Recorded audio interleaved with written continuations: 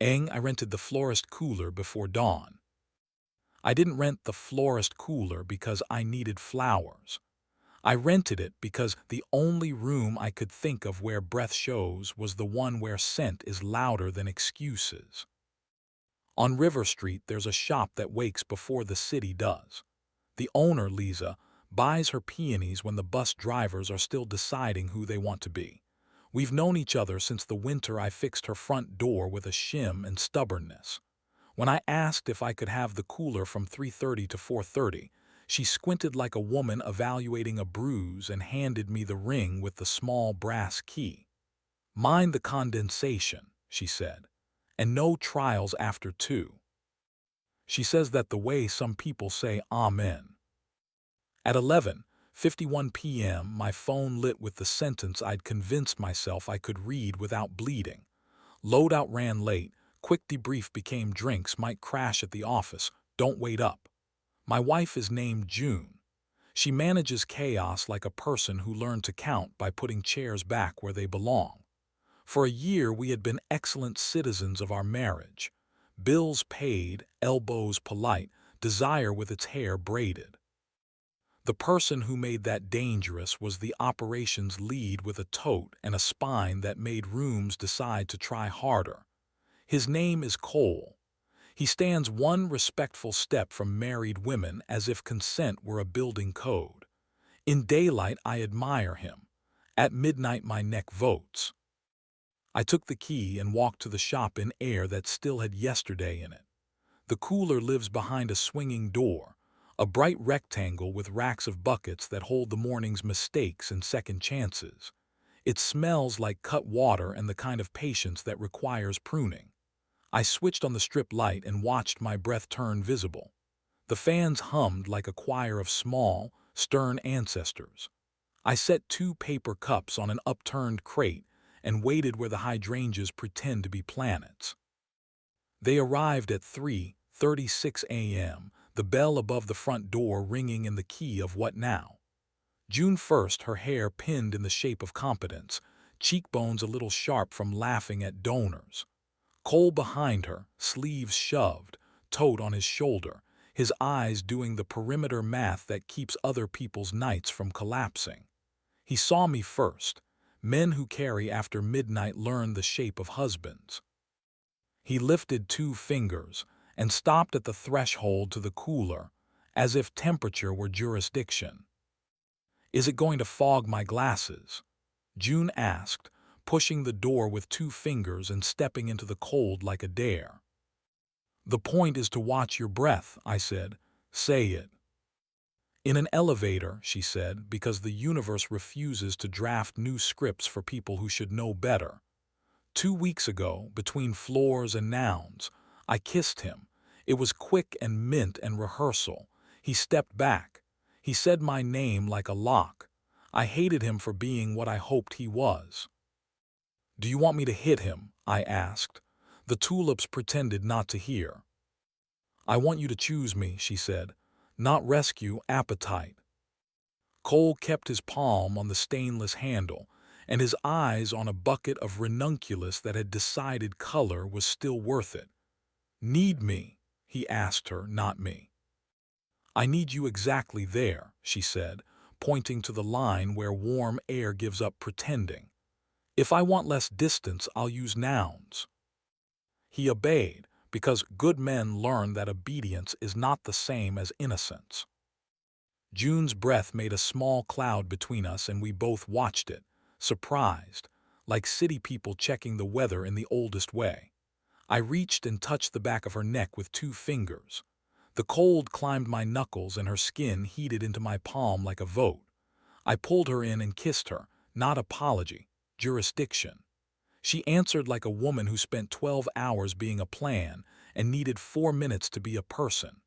Our mouths negotiated the truce that rooms with compressors and buckets require.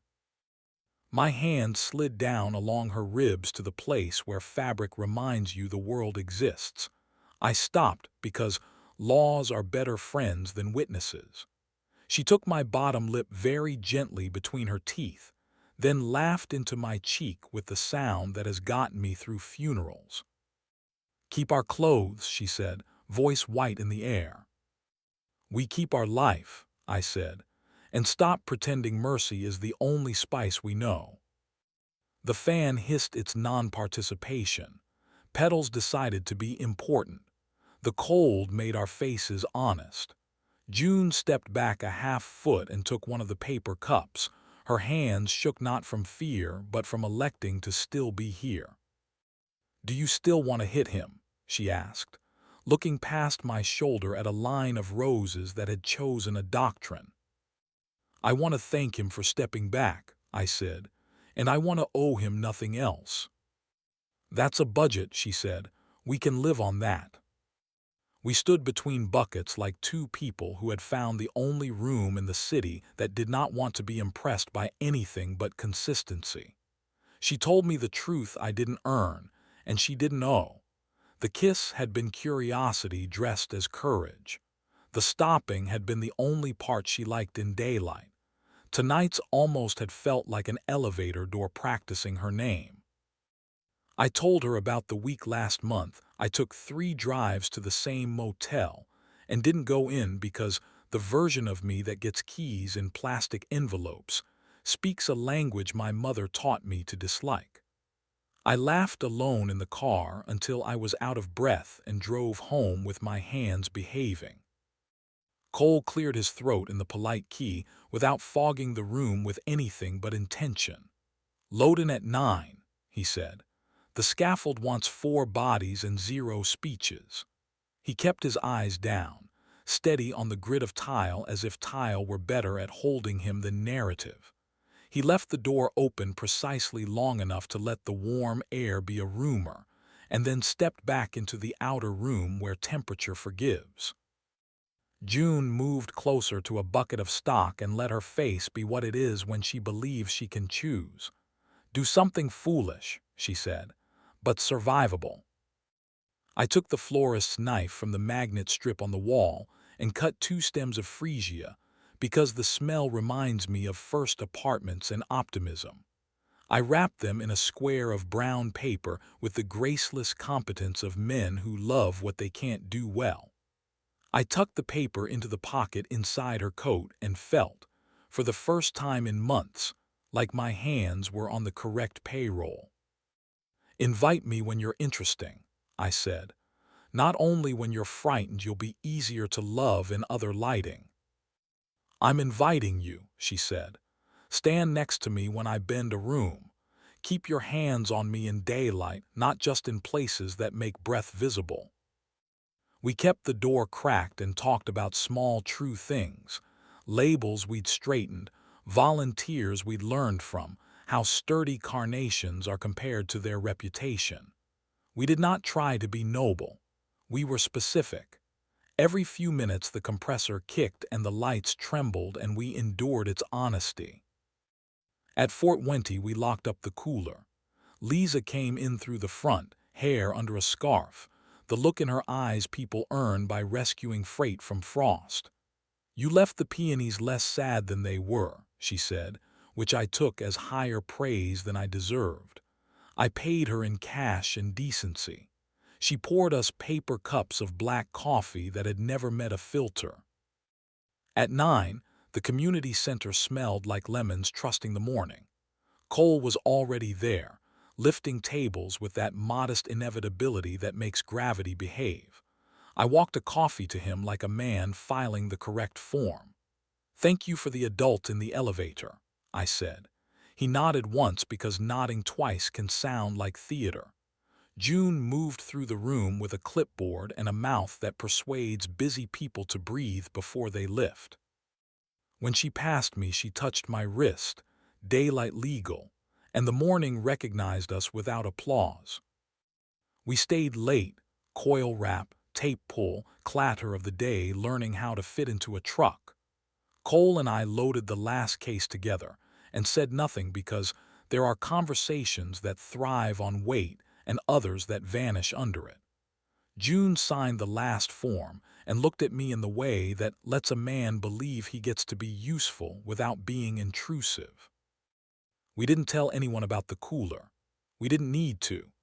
We taped 2 freesia stems, now dry and stubborn, to the side of our fridge under the magnet shaped like a ridiculous boat we bought one summer we didn't ruin.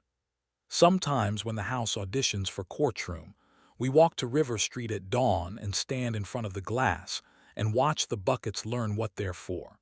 Sometimes she texts come and means stand next to me while I make a room behave. Sometimes I text come and mean watch me be a body before I become a plan. Sometimes we sit on the curb with coffee and talk about how petals are not proof, but they are evidence of intention.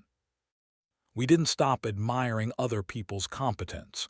We did stop confusing it with permission. Heat is a temperature, not a verdict. Cold is a witness that writes in breath. We eat before we try to win. We sleep when the clock loses its manners. We put our hands on each other in daylight like the sun still issues licenses. And when the gossip part of the city asks if we have anything to add, we say we rented a room where flowers practice not dying, kissed in air that refused to keep quiet about it, and gave the morning a budget it could live with.